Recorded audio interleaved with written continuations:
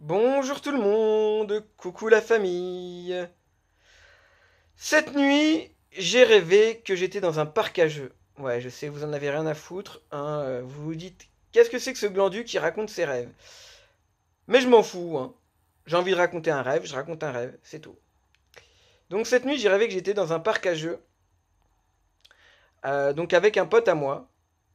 Mais bon, ce pote-là, c'est un pote de rêve, hein, c'est-à-dire que c'est un pote qui n'existe absolument pas dans la réalité, que j'ai jamais vu. Bref. Donc on décide de monter dans un grand tourniquet. Vous savez, les grands tourniquets qu'il y a dans les parcs. Et en fait, juste après qu'on soit monté sur ce tourniquet, le sol se transforme en un gigantesque étang. Et le tourniquet, en fait, se met à monter en l'air. Et on entend une voix de fête foraine avec un forain qui fait oh là là, achetez vos billets. Vous allez pour les sensations, les sensations, les sensations. Bref. Et moi, en fait, donc je m'amusais à faire tourner le tourniquet hyper vite et j'ai voulu prendre un malin plaisir, en fait, à faire tomber mon pote dans les temps pour qu'il rentre tout trempé et tout. Donc je le fais tomber. Donc forcément, il était vénère et tout. Il était plein de vases, oui, parce que c'était un étang où l'eau, elle était verte. Et, et donc juste après, je me retrouve dans un bar un peu rétro. Et je me retrouve, donc je bois un verre, et après je me retrouve face à une machine.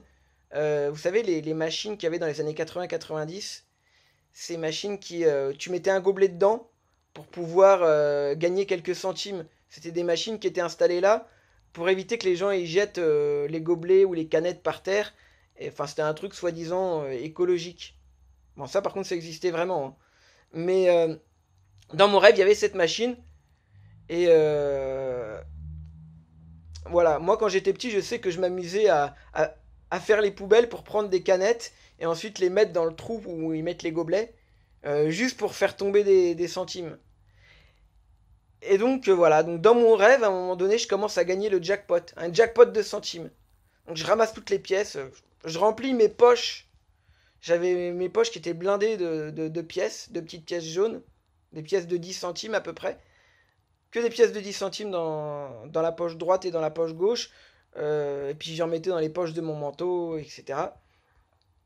Et là, je me retourne, et là, je vois une foule un peu en colère, qui était vénère, en fait, parce que j'avais vidé la machine, et qu'eux aussi, ils attendaient leur tour pour mettre les gobelets en espérant gagner un peu de sous. Et moi, j'avais tout pris, tu sais.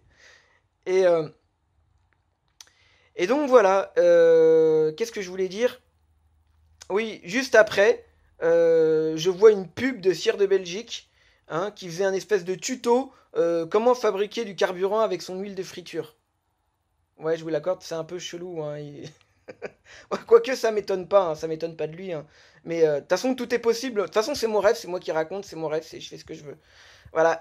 Donc juste après, donc il fait son tuto pour fabriquer du carburant à partir de l'huile de friture.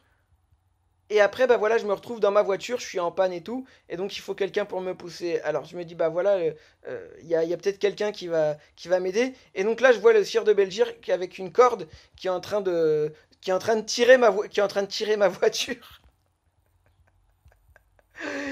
Et donc là, il faut que je trouve quelqu'un, donc avec un fouet pour pouvoir le faire avancer, tu vois. Enfin bref, c'est compliqué. Enfin voilà. Bon, je vous l'accorde, c'est un rêve de merde. Mais et les rêves en même temps, c'est comme ça, hein.